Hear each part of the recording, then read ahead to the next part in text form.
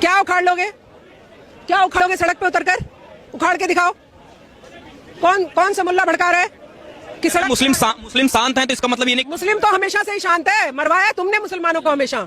ये भड़काकर, ये उकसाकर मुसलमानों को लाते हो सड़कों पे, खुद बैठे रहते हो वहाँ इतने बड़े बड़े जो इदारे बना रखे, एसी के रूम में बैठ के ऐश करते हो, खुद जाते हो सऊदी अरब ऐश करके आते हो, पैसा लेकर आते हो उनसे मुसलमानों के नाम पर। मुसलमानों को पढ़ाई के लिए कुछ नहीं देते हो, मुसलमानों को आगे बढ़ने के लिए कुछ नहीं देते हो। मुसलमान की औरत के पास बेवा है, औरतें विधवा विडो, उनको कोई कुछ चीज नहीं देते हो आप, और बातें बनाते हो खाली उनके लिए। सारा माल इनकी अंटियों में है। जितने ये पेट मोटे करके टोपी लगाई, दाढ़ी बढ़ाई, बन गए मुल्ला, आगे मुसलमानों के हितैषी बन के। तो मैं बोल रही हूँ कि अब नहीं चलेगा ये सब।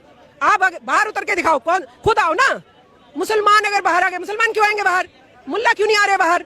खुद नहीं आएंगे बाहर, सिर्फ मुसलमानों को मरवाने के लिए बाहर बुलाएंगे। तो मुसलमानों को समझना चाहिए, ये आपको हमें बाहर सड़क पे बिठाएंगे, खुद ऐश करेंगे, खुद पैसा भी बटोरेंगे, माल खा के फिर खुद तो शांति से रहेंगे। मरेगा कौन?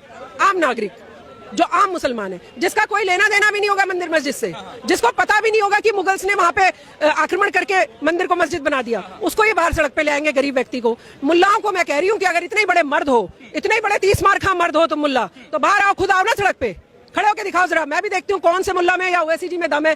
सड़क पे खुद नहीं निकलेंगे। अगर मुसलमान आ गए तो क्यों आएंगे मुसलमान? मुसलमान अपने हिंदू भाइयों के साथ खड़े होंगे। सारे देश का मुसलमान हिंदू भाइयों के साथ खड़ा होगा, मंदिर बनवाने में मदद करेगा। आप मंदिर बनाने की बात करती है, लेकिन जो ये कहते तो अपने आप को धर्म गुरु हैं कि हाँ मुसलमानों के धर्म गुरु हैं, ठीक है। एक चीज और बता दूं, धर्म का कोई गुरु नहीं होता, धर्म का ज्ञानी महाज्ञानी हो सकता है, धर्म का गुरु कोई नहीं होता है। लेकिन जिस तरीके से अभी देखिए लगातार जो विवाद यही हो रहा है, अभी यूसीसी का भी ड्रॉप आया, उत्तराखंड विधानसभा में उसको लाया गया, पार्क भी अब एक लास्ट स्वरूप देने वाला है, लेकिन उससे पहले ये माहौल बनाया जा रहा है कि मुसलमानों के खिलाफ जो है उनको टारगेट किया जा रहा है, सारी चीजें जो है उनको बांधने की कोशिश की जा रही है, कानून ला के सिकंजा कसा जा रहा है। तो क्या लग रहा है 24 से पहले करें मोदी सरकार के बारे में? अच्छा एक बात बताइए, यूसीसी किसके लिए आ रहा है? क्या आप महिलाओं को थोड़ा आगे बढ़ते नहीं देख सकते? महिला ये 3 तलाक हलाला से ना बच पाए, क्या चाहते हैं? मुल्ला हलाला के नाम पे मुस्लिम छोटी छोटी बेटियों का बलात्कार करते रहे, वो चलेगा? वो चाहिए इन्हें? 4 शादियों पे प्रतिबंध लग जाएगा, वो बुरा लग रहा है इनको?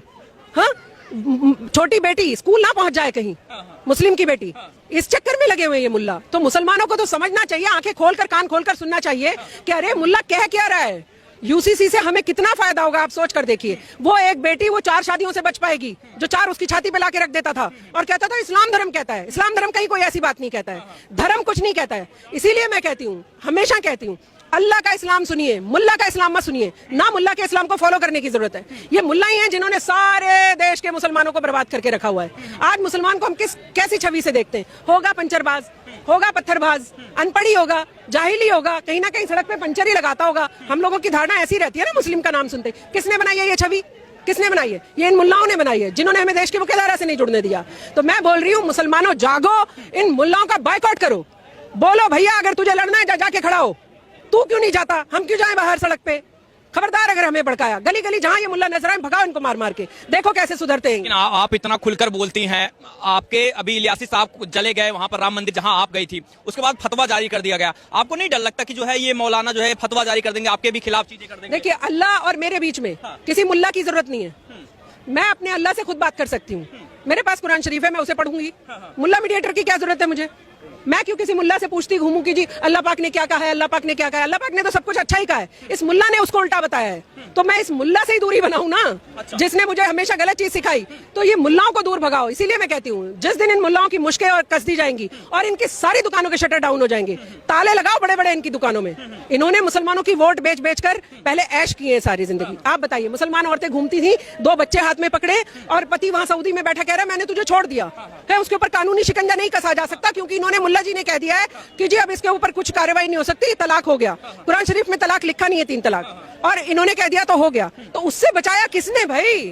एक बेटी गई कोर्ट में, माननीय प्रधानमंत्री नरेंद्र मोदी जी से पूछा गया सरकार से कि बताइए आप किसके साथ खड़े? उन्होंने सीना चौड़ा करके कहा मैं मुसलमान बेटियों के साथ खड़ा हूं।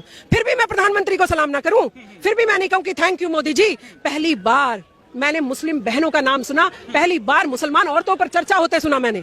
मुसलमान औरत के नाम पे तो चर्चा तक नहीं होती थी। भाई आप क्या बात कर रहे हैं? लेकिन तकलीफ तो ये मुल्ला ही सब पे काबिज रहते थे, राजनीति पे भी, घरों पे भी, आदमियों पे भी। 4 औरतें पकड़ लो, बच्चे 25 पैदा कर लो। किसने सिखाया? उस माँ का किया जिसके 10 बच्चे पैदा करेगी। उस माँ के पोषण शोषण के बारे में कभी सुना या सोचा? नहीं। किसी काजी के पास चली गई, नहीं कुरान शरीफ में तो नहीं लिखा, लेकिन तुम्हारा तलाक हो गया। क्यों हो गया भाई, जब मेरे कानून में ही नहीं लिखा है? तो मैं बोल रही हूँ, उन्होंने बरसों बरस हमारा शोषण किया मुसलमानों का। मुसलमान